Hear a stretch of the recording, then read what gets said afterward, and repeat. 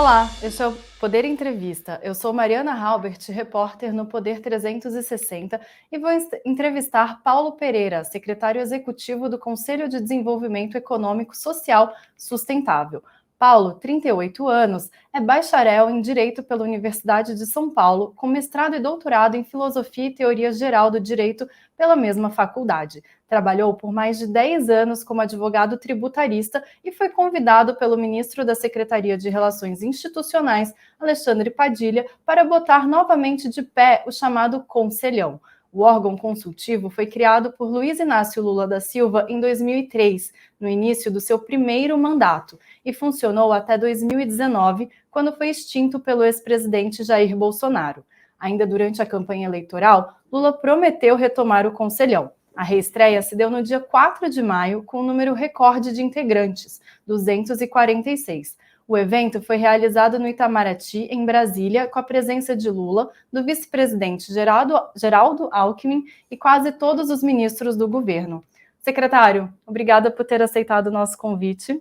Bom dia, Mariana. Bom dia quem nos assiste. É um prazer. Obrigado pelo convite. Agradeço também a todos os que assistem a este programa. Esta entrevista é realizada ao vivo no estúdio do Poder 360, em Brasília, em 9 de maio de 2023. Para ficar sempre bem informado, inscreva-se no canal do Poder 360, ative as notificações e não perca nenhuma informação relevante. Secretário, eu queria começar perguntando, considerando o tamanho desse conselho, com tanta gente participando, 246 integrantes dos mais diversos setores da sociedade civil, como que o conselho vai se organizar para realmente poder chegar a propostas concretas que possam ser apresentadas para o governo e não ficar apenas na intenção ali, em discussões que depois não chegam exatamente a lugar nenhum, a alguma coisa concreta? Olha, Mariana, eu acho que essa é a grande pergunta, sobre o conselho. Como é que um conselho tão grande vai funcionar?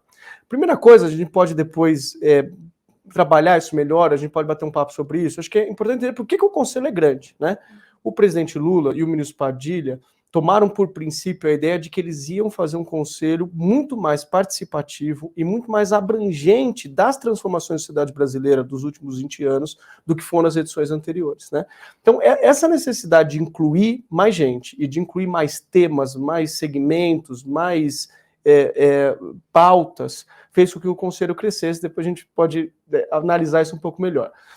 Então, a primeira impressão de todo mundo é tomar um susto, dizer, nossa, mas um conselho de 240 pessoas vai funcionar como? Vai funcionar fazendo com que os ativos daqueles conselheiros, que são as suas especialidades, as suas lideranças, os repertórios que eles construíram ao longo das suas trajetórias, possam ser usados em uma série de ações específicas. Então, o que se viu na semana passada é uma cara do conselho, que é o pleno, que é a reunião com todos os conselheiros na presença do presidente da República. Mas a partir de agora a gente vai começar a organizar primeiro as comissões temáticas, que vão ser comissões fixas de monitoramento e aperfeiçoamento do governo por meio da fala dos conselheiros. Vão ser 4 comissões, Então, os conselheiros vão se dividir nesses grupos. E depois, Mariana, os grupos de trabalho, que serão grupos em que os conselheiros serão chamados para missões públicas específicas, e trarão ideias, projetos, programas para o governo. Então, a ideia é que a gente possa, a partir desse ambiente grande, vasto de representações, construir propostas e programas específicos, trazendo agora os especialistas em Amazônia, trazendo as empresas que têm investido pesado em P&D, olhando para o pessoal da militância de inclusão, quer dizer, nós vamos usar as qualidades desses conselheiros em missões específicas do governo. Quais que são esses 4 eixos principais? Olha, então, como eu disse, nós vamos trabalhar com 2 estruturas, Nas comissões temáticas, a gente vai ter o grande esforço do Conselho vai ser um esforço pela redução das desigualdades, Essa é a ordem do presidente Lula, de que tudo que a gente faça tenha isso como uma obsessão. O Brasil precisa reduzir as desigualdades. Essa vai ser uma comissão temática, depois a gente pode aprofundar um pouco como é que isso vai funcionar. Mas, além disso, nós vamos ter esforços de crescimento econômico, nós vamos ter esforços de direitos e democracia e vamos ter esforços de sustentabilidade. Então, esses são os grandes eixos, Nos grupos de trabalho, Mariana, a gente vai poder trabalhar, a gente vai poder ter ações mais específicas. Então, vamos dizer, olha, o Brasil precisa construir um grande plano de inclusão de gênero nas empresas. né? O Brasil precisa aprofundar os seus processos de desenvolvimento de P&D, ter um grande plano de transformação da planta produtiva. Aí os conselheiros vão ser chamados para essas missões específicas com prazo de trabalho, né, para construir um programa, um projeto que será enviado ao presidente Lula. Uhum. Agora, como fazer o conselho ser de fato efetivo, né? Se uma parte do empresariado brasileiro, especialmente de setores como agronegócio, não demonstram ainda tanto apoio ao presidente, estão, de certa forma, ligados a outras correntes políticas, ainda uma parte do empresariado, né, que defende o ex-presidente. Os integrantes do conselho terão legitimidade perante esses setores produtivos nas deliberações do grupo? Olha, primeiro eu queria dizer assim, sobre isso, eu acho uma coisa importante dizer que é a seguinte: o presidente Lula e o ministro Padilha deram uma aula sobre o que é ter um compromisso e um comportamento institucional na formação do Conselho. Eles mostraram que a presidência da República está a serviço do país e não de um projeto político ou de um projeto ideológico. Porque quem olha para a formação do Conselho vai ver, como você está dizendo, que tem uma série de atores lá que não são atores identificados com o presidente ou com as pautas tradicionais do presidente, não é? Então, eu acho que essa primeira coisa é muito importante ser ressaltada, porque ela é um ganho extraordinário para o padrão da cultura política que o Brasil vinha desenvolvendo até aqui. Então, acho que essa é a primeira coisa. A segunda é, poxa, Paulo, mas como é que nós vamos fazer essa gente trabalhar para o governo tendo percepções de mundo tão diferentes? Em primeiro lugar, elas estão lá para dar a opinião delas. Então, o simples fato da gente poder ter pessoas que são de segmentos diferentes, criticando, trazendo as suas percepções, provocando o governo a refletir sobre determinados assuntos, é um ganho por si. Quer dizer, o fato da gente ter lá, semana passada foi uma semana, por exemplo, que a gente teve uma discussão ampla entre o governo e as empresas de tecnologia, de mídias digitais e tal. Elas estavam todas lá no conselho, né? Isso não é banal, né? Você ter uma proximidade de um empresário do agro para dizer, olha, isso aqui eu não gosto, isso está errado e tudo mais. Então, o simples fato delas poderem dar a opinião delas é importante. Mas, além disso, Mariana, eu acho que assim, embora o Brasil seja um país hoje muito dividido, com muitas distinções, o que a gente precisa construir no Brasil é a percepção de que tem uma série de agendas comuns, não é? Então, por exemplo, vou dar um exemplo mais fácil, que é um exemplo que o Conselho tem trabalhado para ajudar, né? O presidente Lula é um craque na agenda internacional. Ele, em poucos meses de governo, recolocou o Brasil no mundo. O Brasil estava isolado no mundo, o Brasil voltou ao cenário mundial, não é? Esse é um tema que interessa muito ao agro. Você sabe, o Conselho, por exemplo, organizou algumas das comitivas de viagem para a China, organizamos agora um pedaço da comitiva de Portugal e Espanha. Então, por mais que existam divergências, e elas são importantes e salutares para o desenvolvimento da democracia brasileira, existem agendas comuns. O papel do Conselho é buscar essas agendas comuns e estimular os atores a trabalhar por elas, né? Eu faço só um último comentário sobre isso, que eu acho importante ressaltar, e faço isso até como uma forma de agradecer aos conselheiros. Assim, embora na reunião de semana passada, com as 220 e tantas pessoas que estiveram lá presentes, nós pudéssemos encontrar uma série de conselheiros que não concordam, vamos dizer, a priori, com o presidente Lula, com o ministro Padilha, ou que apoiaram outros candidatos na eleição, a presença, a audiência do conselho foi altíssima. Então, nós tivemos ali vários empresários do agro, do mundo financeiro, quer dizer, os jornais até ressaltaram que alguns que estiveram lá doaram para outros candidatos e tal, mas eles estiveram lá. Então, isso é uma demonstração também da sociedade brasileira de que ela está aberta a conversar com o governo e está disposta a fazer com que esse governo seja mais efetivo. E a partir do Conselho, vocês consideram que as discussões feitas ali, e que, né, quem está nesse grupo, eu entendo que tudo bem, queira discutir e esteja aberto para isso, mas a partir dessas discussões, então, pode-se levar para fora, eu digo, para os empresários que não estão no Conselho, para outros setores que não estejam no Conselho diretamente, mas a partir dessas discussões, então, vocês acreditam que pode ser possível levar essas ideias para fora também? Mas você sabe que isso, inclusive, é um dos motivos pelos quais a gente se esforçou tanto para ampliar o Conselho, né? E essa é a obsessão do ministro Padilha, que é de reconstruir as pontes de conversa, as pontes institucionais no Brasil. Se a gente olhar ali para as 240 pessoas, a gente tem grandes lideranças, mas elas vão ter um poder limitado de consertar um pouco esse ambiente de conversa no Brasil. O que a gente precisa é usar essas lideranças para que a gente consiga refazer vínculos com setores importantes da sociedade, exatamente o que você está me sugerindo na tua pergunta. Quer dizer, um pouco mais de uma dezena de empresários do agro que estarão ali, a ideia não é que eles criem uma proximidade pessoal com o ministro Padilha ou com o presidente Lula, que pode até vir a acontecer. A ideia é que eles sejam porta-vozes, que eles tragam muitas das demandas dos seus setores para o governo, né? Hoje de manhã eu estava numa outra conversa e a gente estava dizendo que um pouco do nosso desafio agora é conseguir fazer o conselho estar mais próximo das pessoas. Então, o ministro Padilha tem organizado agendas regionais. A ideia é que a gente faça reuniões do conselho nos estados. Você sabe, Mariana, é a primeira vez na história do conselho em que a gente tem representantes de todos os estados brasileiros, né? O conselho chegou em alguns momentos a ser 85% formado por pessoas de São Paulo. Né? A gente agora conseguiu mexer nisso e conseguiu fazer um conselho representativo. Então a ideia é que assim, o conselho possa fazer uma reunião no norte, possa ter um pleno no nordeste, e nesse processo a gente possa atrair novas lideranças. Para completar minha resposta para você, eu acho que é importante dizer o seguinte: nas comissões temáticas e nos grupos de trabalho, os conselheiros vão ter a possibilidade de convidar outros atores. Então, esses mecanismos de trabalho, eles não vão estar restritos aos conselheiros. Então, a gente vai poder trazer novas lideranças que tenham algo a dizer e que possam contribuir para o debate público brasileiro. Entendi. E falando justamente, né, dessa forma de atuação do Conselho, quando que esses grupos temáticos vão se reunir de fato? Vai ter uma periodicidade ou vai depender dos assuntos que estiverem sendo discutidos? E essas reuniões ampliadas com o presidente Lula acontecerão com que frequência? Olha, eu vou começar pelo fim, né? A nossa ideia, como o Conselho é muito grande, a gente deve trabalhar com uma frequência de plenárias um pouquinho menor do que nas edições anteriores, né? O Conselho chegou em alguns anos a se reunir 5 vezes por ano. A gente deve trabalhar com 2 a 3 reuniões por ano, né? Essas reuniões plenárias na presença do presidente. A grande angústia de todo mundo hoje dos conselheiros é saber quando que começam os trabalhos. A gente, essa semana, está cadastrando todos os conselheiros, eles só foram nomeados na reunião, então eles estão todos entrando nos ambientes de rede do conselho.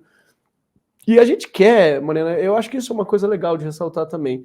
Nós não temos a pretensão de dentro do Palácio do Planalto, sabemos quais são todos os temas estratégicos do país.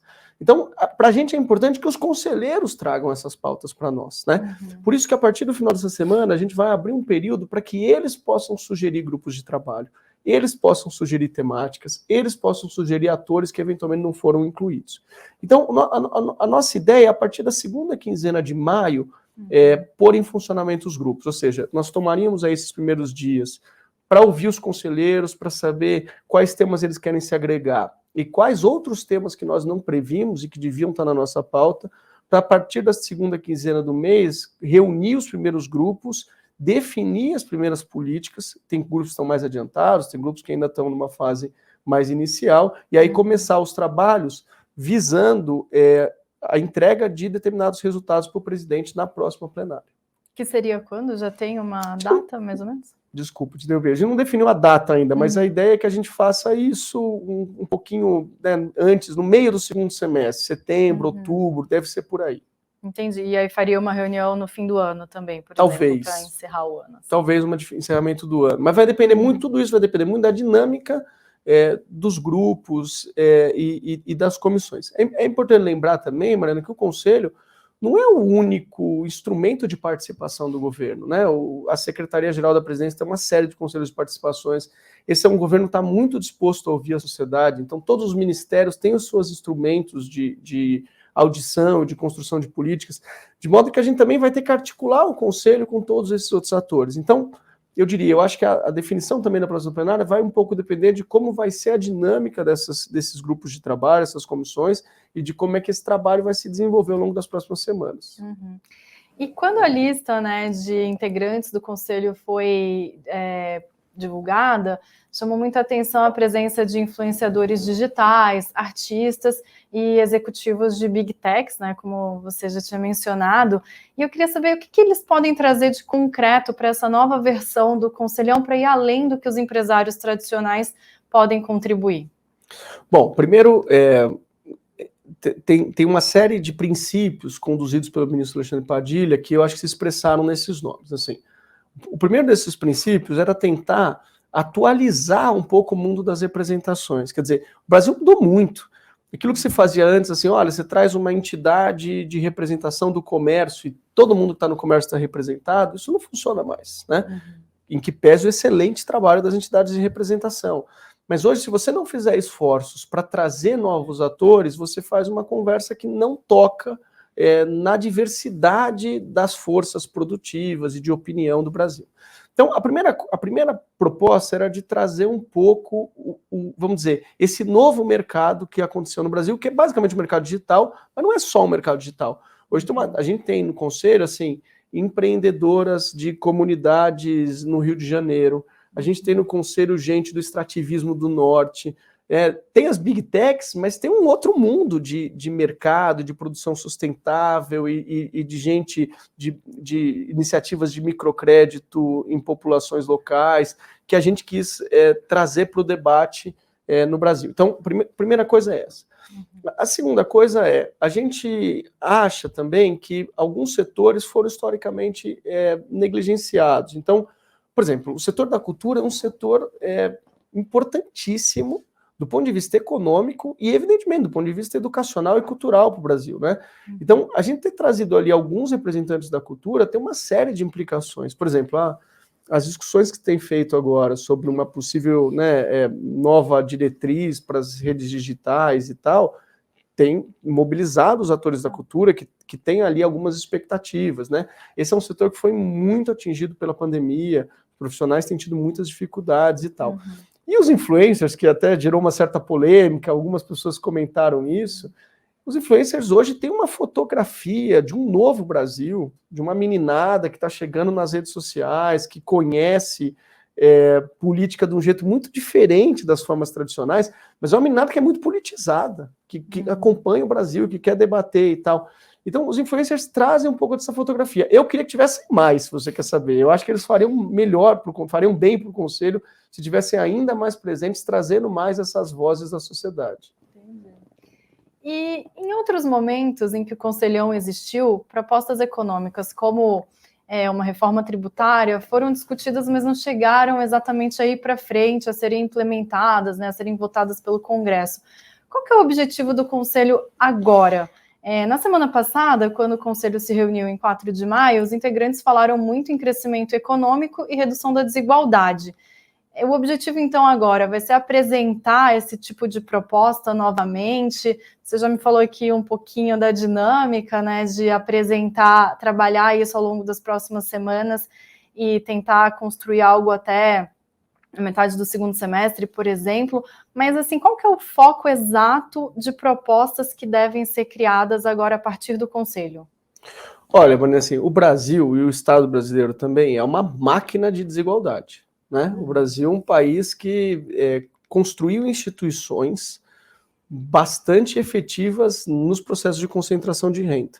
O presidente Lula nos obriga a estarmos obcecados com a quebra dessas estruturas de concentração de renda. Então, eu estou falando de renda, que na verdade é uma forma de desigualdade, mas a gente hoje, e eu acho que isso é uma coisa legal de ressaltar, quer dizer, o Brasil passou por um aperfeiçoamento do debate público que trouxe para a sociedade brasileira a percepção, com muito mais clareza do que se tinha nos anos 90, das desigualdades de gênero, das desigualdades raciais. Quer dizer, o Brasil foi um país que por muito tempo comemorou uma certa democracia racial, né? Nos últimos 20 anos, uma série de críticos importantes puseram isso abaixo, né? De inclusão étnicas, enfim, regionais. O Brasil é um país muito desequilibrado do ponto de vista regional. Então, o primeiro diagnóstico é esse, assim. E uma coisa que os últimos anos nos mostraram é que muitas das políticas públicas se enfraqueceram com muita rapidez. Quer dizer, o Brasil piorou muito, botou gente de novo na lista da fome. Então, tudo isso para dizer o seguinte: a gente precisa construir instituições melhores para resolver o primeiro grande problema nacional, que é o problema da desigualdade.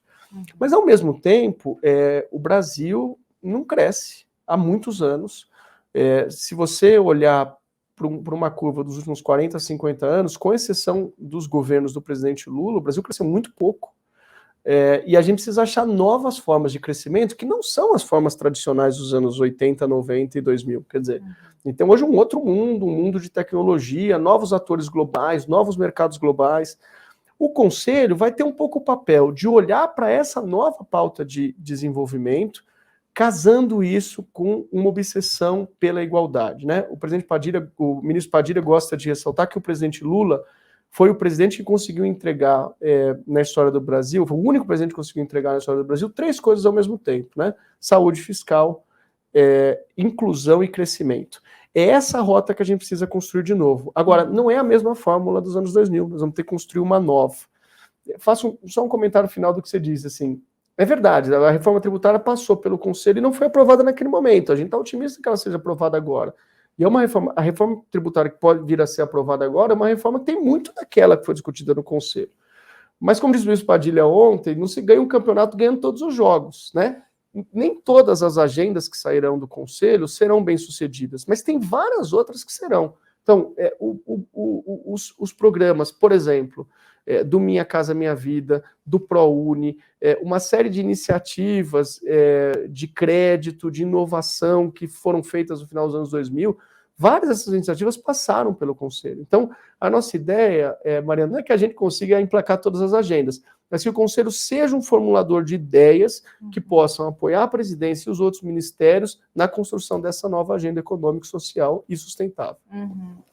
E o Conselho vai participar diretamente de discussões sobre pautas que estão no Congresso, né? Então, coisas que já estão prontas, que já estão em discussão. E aí eu trago de novo como exemplo a questão da reforma tributária ou até mesmo a nova regra fiscal que já foi apresentada e já está sendo discutida pelo Congresso, né? Como é que o Conselho vai atuar nessas discussões que já estão postas, né? Aí sai um pouquinho do que a gente está falando de formular, de pensar, que são assuntos mais concretos. Os conselheiros podem atuar, por exemplo, ajudando na articulação do governo junto ao Congresso, ou poderiam atuar justamente nessa discussão mais, eu digo mais teórica, porque fica no âmbito do Conselho, né, não exatamente do Congresso que vota, mas eu digo, como que os conselheiros podem ajudar de fato nesses projetos e nessas propostas que já estão postas?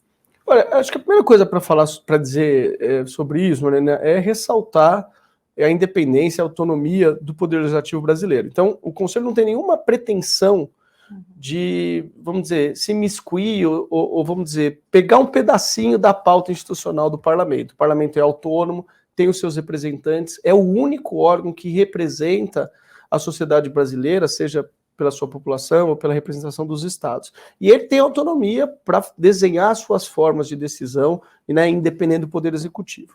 O Conselho é, a priori, um órgão do Poder Executivo. Então, a ideia é que a gente, a partir do Conselho, ajude a formar melhor as nossas posições na Secretaria de Relações Institucionais, na governança política do governo e no processo de construção das agendas dos ministérios. Agora, é lógico, o Conselho tem em si expressões relevantes da sociedade brasileira, né? E essas lideranças são ouvidas constantemente, com ou sem Conselho.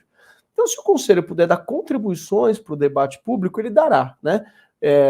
O caso das Big Techs é evidente, quer dizer, se o Conselho já tivesse instaurado, provavelmente o Conselho teria tentado formar ali um grupo de trabalho para contribuir com a posição do governo e, se o parlamento quisesse, para contribuir com o trabalho do parlamento. Mas é importante deixar muito claro isso, que a autonomia e o papel institucional do Congresso é soberano e não há no Conselho nenhuma vontade de, vamos dizer, passar essa linha. A gente está lá para ajudar o Poder Executivo e, evidentemente, para dar contribuições mais gerais para o debate público.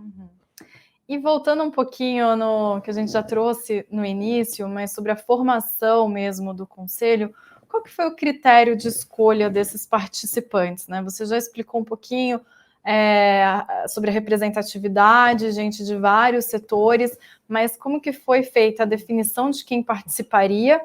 E você mencionou um pouquinho também que pode ser que o Conselho se amplie, né? Pode ser que novas pessoas possam integrar. Eu queria saber como que essa ampliação pode ser feita, se esses novos conselheiros vão passar a fazer parte de fato, ou se vão contribuir em discussões pontuais, né, em eventos pontuais. Como que vai ser essa nova fase?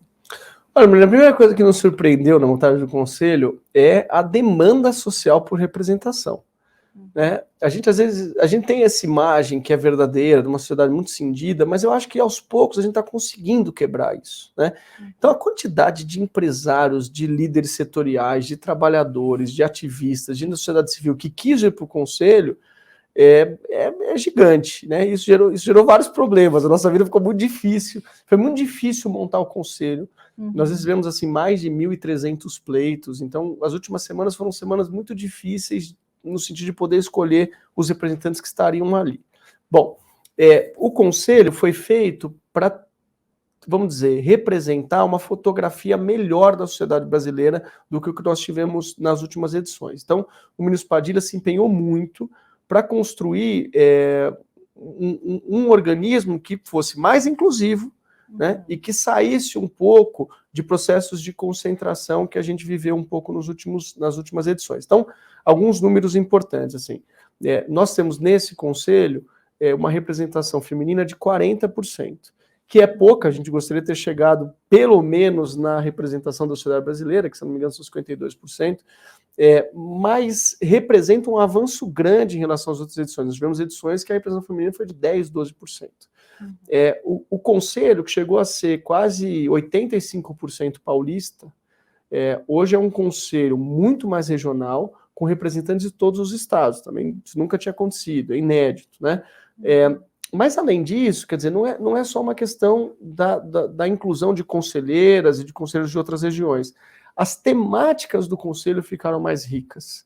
Então, a gente fez um esforço para trazer, como eu já disse várias vezes, negócios que não existiam há 20 anos, mas também de trazer novos temas, e aí eu acho que o grande exemplo é o exemplo da sustentabilidade. Quer dizer, tem todo um mundo hoje de militância em novas formas produtivas, em carbono zero, em desenvolvimentos sustentáveis para as regiões amazônicas, que era um mundo que estava muito apartado desses termos de representação, e a gente conseguiu trazê-los um pouco para o Conselho. Então, o Conselho ficou grande, porque ele é mais inclusivo, e o mais importante, antes de eu finalizar isso, quer dizer, a gente fez isso tudo sem tirar as representações tradicionais. Então, a Fiesp está lá, as associações de empregadores estão lá, associações tradicionais de representação sindical estão lá. Então, esse processo todo gerou um conselho mais inclusivo, com novos atores, e eu acho que um pouco mais antenado com a diversidade da sociedade brasileira de hoje. E a inclusão de novos conselheiros? Esse número pode ser ampliado, ou eles vão atuar dependendo da reunião, do plenário? Não sei como é que vai chamar. Isso é um pesadelo para a gente, porque reabre todo o debate. Mas olha, assim, nesse primeiro momento, a ideia é que a gente agregue novas lideranças a partir dos grupos de trabalho, né? Então, vai se formar lá um grupo de trabalho sobre, vamos dizer, mudanças no mundo laboral, trabalho decente e tal. Essa é uma das nossas previsões. Tem atores que a gente acha que precisam ser ouvidos e que não estão no conselho. Então, eles vão ser convidados para estarem com a gente, né? Assim como nos grupos de trabalho, nós também vamos ter atores governamentais, gente da academia, pessoas que não foram. Então, tem um grande especialista em novas formas de trabalho numa universidade federal de tal lugar, a gente vai convidá-lo para estar num grupo de trabalho. Então, a primeira coisa é essa. Depois, esse processo de regionalização do conselho, a ideia é que ele vai ampliando um pouco as redes do conselho, né? Então, a gente vai fazer uma reunião na Bahia, a gente traz os conselheiros da Bahia, mas também podemos convidar outras pessoas, outras lideranças que tivessem interesse em estar lá conosco. Eu acho, isso é uma decisão que não está tomada ainda, Mariana, mas nós vamos ter que passar por um processo de renovação de conselheiros, né? Os conselheiros têm um mandato, mas aos poucos a gente vai entendendo, enfim, quais lideranças novas precisam ser recebidas, as lideranças que já deram suas contribuições. Então vai ser natural a gente rediscutir os conselheiros em algum momento. Mas nesse momento estabilizar esse corpo que está aí, senão os pedidos voltam a aparecer, e trabalhar para incluir novas lideranças nas ações específicas dos grupos de trabalho e nas comissões temáticas. Entendi.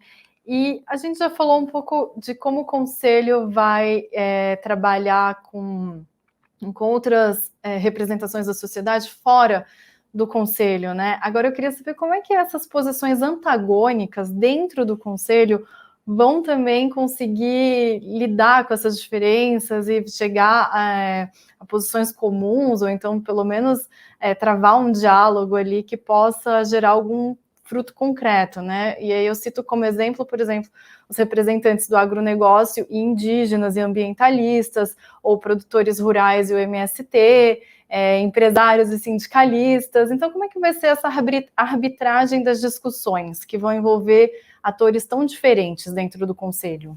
Olha, primeiro eu acho legal dizer, mas assim, que eu acho que tem um ganho do Conselho, que é um ganho de cultura política per se, que é a seguinte.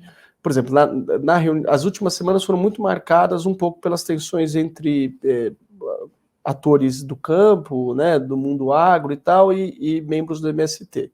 Eles estavam juntos e almoçaram juntos lá semana passada. Né? Então, tem um ganho de cultura política que eu acho que combate um pouco, isso é uma coisa até que o presidente Lula mencionou no discurso dele no Conselho, o que é esse ambiente da esfera pública virtual, em que ninguém se conhece, em que os processos, vamos dizer, se escalam para processos de violência com muita rapidez.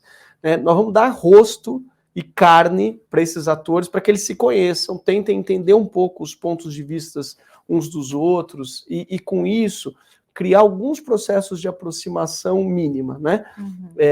Você sabe que a gente monta as mesas do Conselho misturando os atores, né? Então vai lá um super empresário do agro, ele senta do lado de um ativista de democratização da terra, do lado de uma pessoa que representa pessoas em situação de rua e do lado de um sindicalista, né? A gente acha que a primeira coisa, isso não é banal, né? Quer dizer, conseguir fazer com que as pessoas troquem ali um pouco das suas experiências e passem por um processo de humanização, vamos dizer, do antagonista, é importante. Segunda coisa, nós não temos uma pretensão de resolver todos os problemas do Brasil, até porque eu não sei o quanto eles são solúveis, o Brasil faz muito complexo. Mas a gente acha que o Conselho pode dar algumas contribuições. Então, por exemplo, o Ministério do Trabalho está fazendo um trabalho forte e consistente para a regulação das novas formas de proteção social dos trabalhadores de aplicativos, né? O Conselho pode dar uma contribuição nisso, quer dizer, alinhados e provavelmente sob pedido do ministro Marinho, talvez a gente possa botar representantes dos entregadores, trazer essas empresas de aplicativos, entender se tem alguma conciliação possível, né? No caso, por exemplo, do agro, além das pautas tradicionais do governo que interessem ao agro, o Conselho pode ajudar em mediações. O ministro Paulo Teixeira me convidou, inclusive, convidou o Conselho para ajudar na mediação do primeira invasão da fazenda da Suzano, que aconteceu no sul da Bahia há algumas semanas. Então, e o que a gente percebe, né, na prática, é que esses processos funcionam. Né? Por mais que a gente abasteça a imprensa com uma série de tensões e tal, como eu disse há pouco, as pessoas estavam lá, essas, por exemplo, invasões do MST, a maioria delas já foi encerrada. Isso ajuda a criar uma nova pauta importante de reivindicações. O agro também, aos poucos, vai se sensibilizando para determinados temas.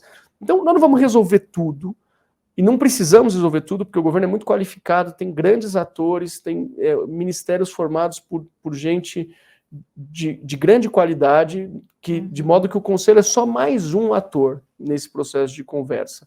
Mas a gente vai dar a nossa contribuição. Como é que foi esse processo de mediação, nesse caso da Suzano? O Ministério do Desenvolvimento Agrário chamou uma reunião. Esse processo da invasão da fazenda da Suzano era um processo que remetia a uma série de negociações lá do começo dos anos 2000. Né?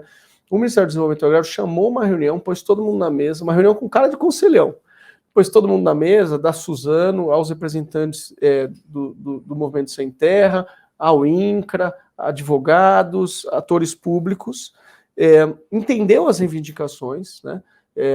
A Suzano tinha os seus pontos, o MST tinha os seus pontos, uma conversa assim, muito bem qualificada, muito bem organizada, e o ministro Paulo Teixeira brilhantemente liderou ali uma saída para que a gente conseguisse algum tempo para tentar resolver as demandas que estão ali instaladas.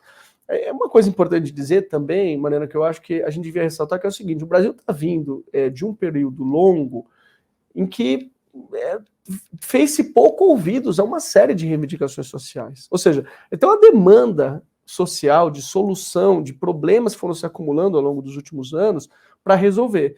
E o governo tem as suas limitações, ele vai demorar para conseguir atender toda essa ordem de reivindicações justas e tudo mais. Então, um pouco do nosso papel é permitir que a gente faça esse percurso para um país que cresce de novo, que inclui, que consegue resolver esses conflitos da forma mais pacífica possível. Uhum. E há integrantes que foram criticados, né, integrantes do Conselho, que foram criticados por terem relações muito próximas ao presidente Lula, como o empresário José Seripieri Júnior, que emprestou um jato para Lula viajar à COP27, que aconteceu no Egito em novembro do ano passado, em 2022, e, por exemplo, o Valfrido dos Mares Guia, que foi ministro de Lula e que já socorreu o presidente em alguns momentos também, com o empréstimo de avião, caso semelhante, e são muito próximos. As críticas à presença dessas pessoas no Conselhão pode ser dirimida como? E o Conselho vai lidar com essas críticas e essa presença de pessoas tão próximas ao presidente, de que forma, né? Isso desequilibra o Conselho de alguma forma, ou eles estão ali na mesma condição de outros conselheiros? Eu acho que o Conselho seria desequilibrado se elas não estivessem lá. Né? Porque se a gente quer fazer uma expressão da vontade da sociedade brasileira, nós temos que trazer pessoas que apoiem o presidente, que tenham uma percepção. O presidente é a maior liderança popular, provavelmente, da história do Brasil. Né? Nós temos que trazer pessoas que tenham uma percepção de mundo parecida com a dele e pessoas que pensem diferente. Então, acho que a primeira coisa, eu acho esse tema interessante, eu acho que é importante a gente falar disso, eu até te agradeço a pergunta. Eu acho que a primeira coisa olha, se a gente não tivesse lá empresários e lideranças sociais que têm uma percepção de mundo próxima do presidente, o Conselho seria desequilibrado. Acho que essa é a primeira coisa.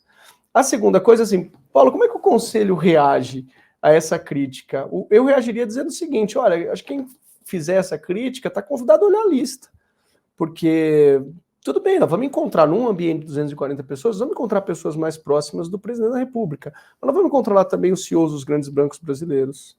Nós vamos encontrar lá os presidentes, os CEOs das grandes empresas brasileiras.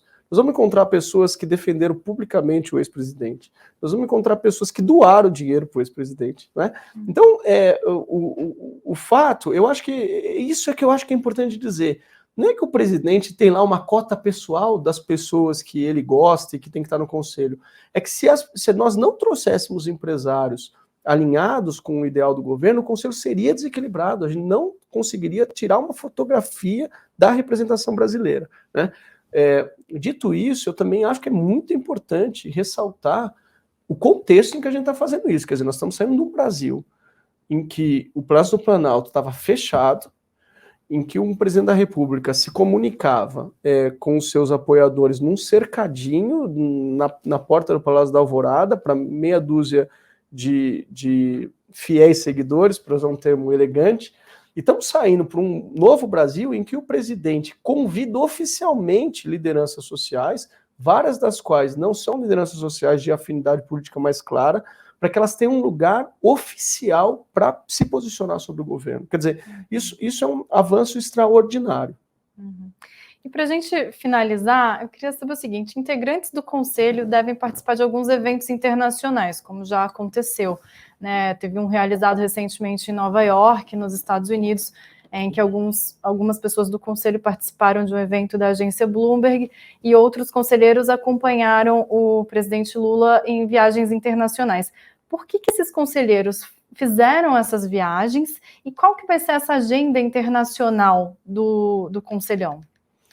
Olha, mas uma coisa que o Conselho quer fazer é um pouco a primeira resposta que eu te dei lá atrás, quer dizer, num organismo de 240 pessoas, o único jeito da gente funcionar é conseguir identificar as agendas, vamos dizer, as agendas específicas e desenvolvê-las. Que esforço que a gente está tentando fazer? É de olhar para a agenda internacional e identificar em cada agenda internacional um aspecto estratégico para uma força social que está ali representada. Então, por exemplo, na agenda da China, a gente tentou trazer os representantes do agro, convidamos os representantes do agro para que eles pudessem ir à China, mas também convidamos gente da tecnologia, algumas pessoas da universidade, porque nos pareceu que eram os ativos que a gente poderia tirar ali da agenda da China. Na viagem de Portugal, foram convidados muita gente ligada à universidade, ao ativismo. Então, a ideia é identificar em cada agenda quais seriam pontos de contato prioritários que nos pareceriam que, vamos dizer, pudessem gerar ganhos importantes para o Brasil, e a partir desses pontos prioritários, fazer com que essas lideranças do Conselho busquem parcerias, investimentos, alianças estratégicas para esses segmentos do Brasil. Isso é uma coisa importante de dizer, quer dizer, o Brasil é um país relativamente isolado no comércio mundial. Primeira coisa, né? O Brasil responde por um percentual pequeno do comércio internacional, cerca de 1 ou 2%. E por outro lado, nós temos ilhas de excelência produtivas no Brasil, quer dizer, então, nós temos uma série de negócios e de segmentos que poderiam estar mais inseridos. Depois, é importante lembrar, Mariana, que assim, o Brasil corre um risco grande por uma falta de uma política comprometida com isso, de ficar fora das novas transformações do capitalismo. Quer dizer, se o Brasil não se alinhar com tudo que está acontecendo em termos de tecnologia, tudo que está acontecendo em termos de sustentabilidade no mundo, a gente vai ficar ainda mais isolado. Os conselheiros têm um papel, eu acho que esse é o ponto. É um gesto até de humildade do governo brasileiro, de dizer, olha, não é o governo brasileiro que vai fazer todas essas ações, criar esses acordos, construir essas parcerias sozinhos. Se as grandes empresas brasileiras, se os grandes acadêmicos brasileiros, se os grandes ativistas brasileiros puderem ir com o governo para construir essas pontes, o Brasil vai se fortalecer.